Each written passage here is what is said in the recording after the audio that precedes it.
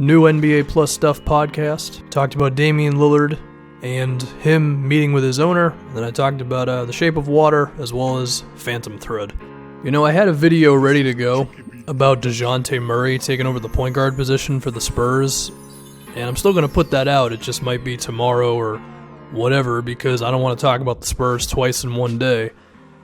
But this story clearly takes the lead in anything San Antonio related.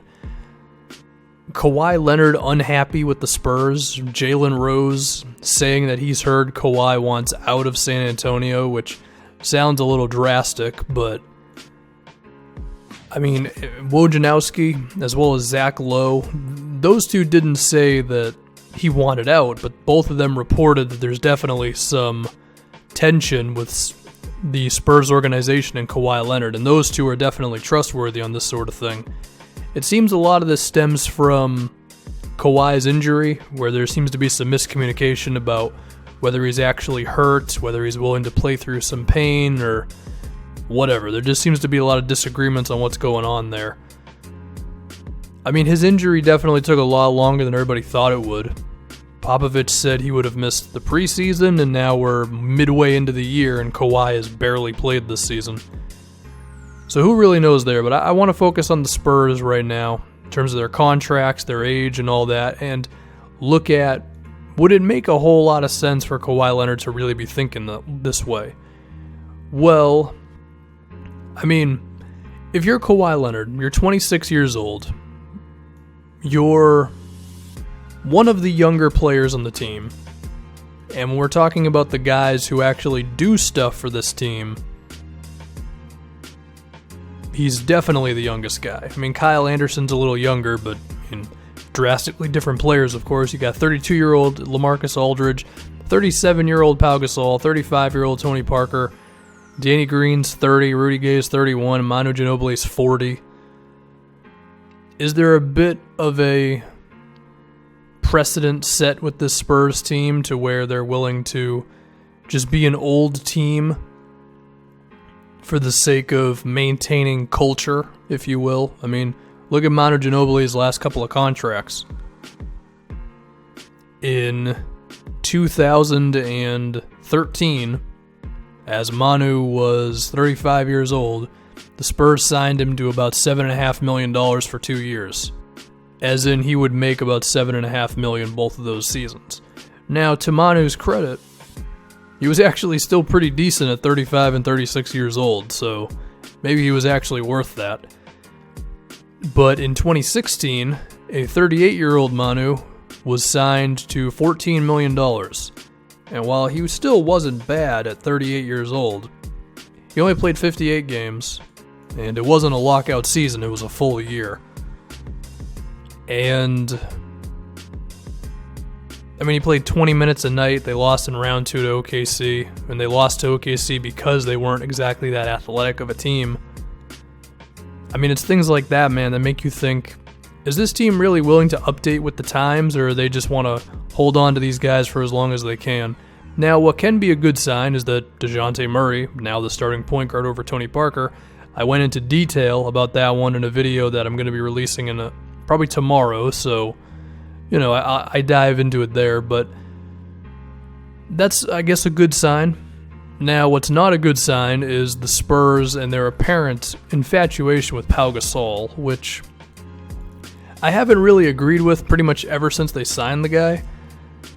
I understand he's a post-up player, he can hit mid-range shots, and his three-pointer has even come along. He doesn't shoot too many, but if he's wide open in the corner, it's not the worst thing. And he's not even a bad rebounder. And I also understand that Popovich has done a great job with being a good defensive team, even with a guy like Pau Gasol and LaMarcus Aldridge also being the front court players predominantly.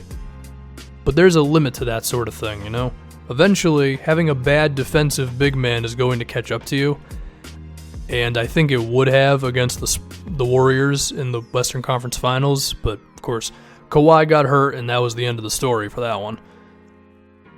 And they got Gasol signed for $16 million a season until he's 40 years old. Think about that for a second. You want 39-year-old Pau Gasol getting paid $16 million a season? I definitely don't. I mean, look at it in 2020.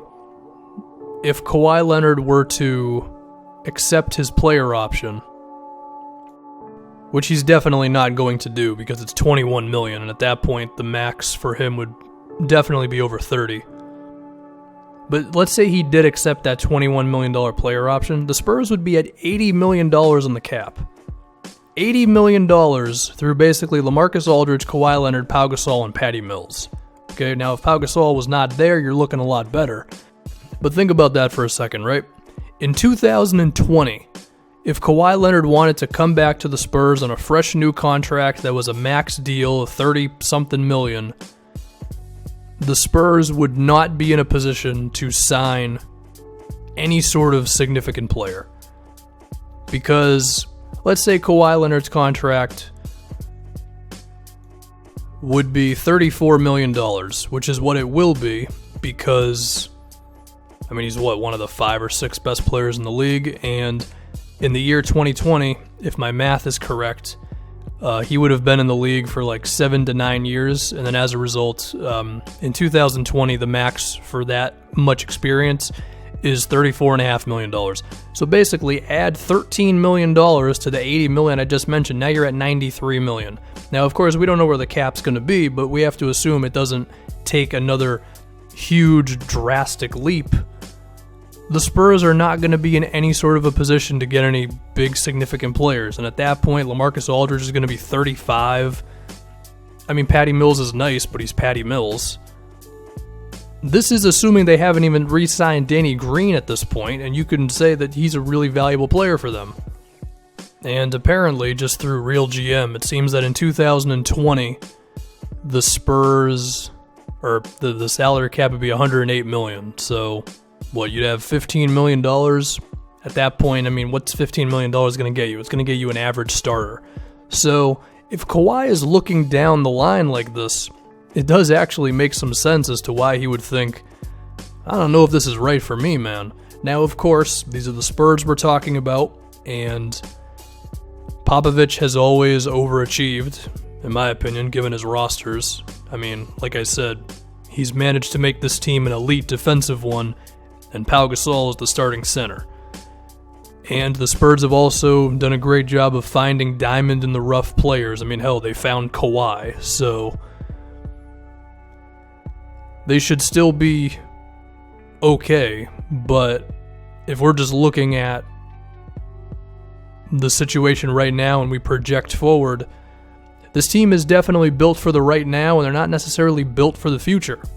Maybe Kawhi Leonard sees that, but then also has all of this turmoil going on with his injury, and maybe he says, maybe I have to do what Kyrie Irving did, and look towards the future a little bit. Now, maybe Kawhi is just super patient, and he realizes that in 2021, Marcus Aldridge, well, he'll probably still be on the team, but it'll probably be for a shorter contract. Pau Gasol will be gone, Tony Parker will be gone, and maybe the Spurs will be just kind of forced to go into a younger thing, but I don't know. I can understand why Kawhi would potentially have these thoughts, though.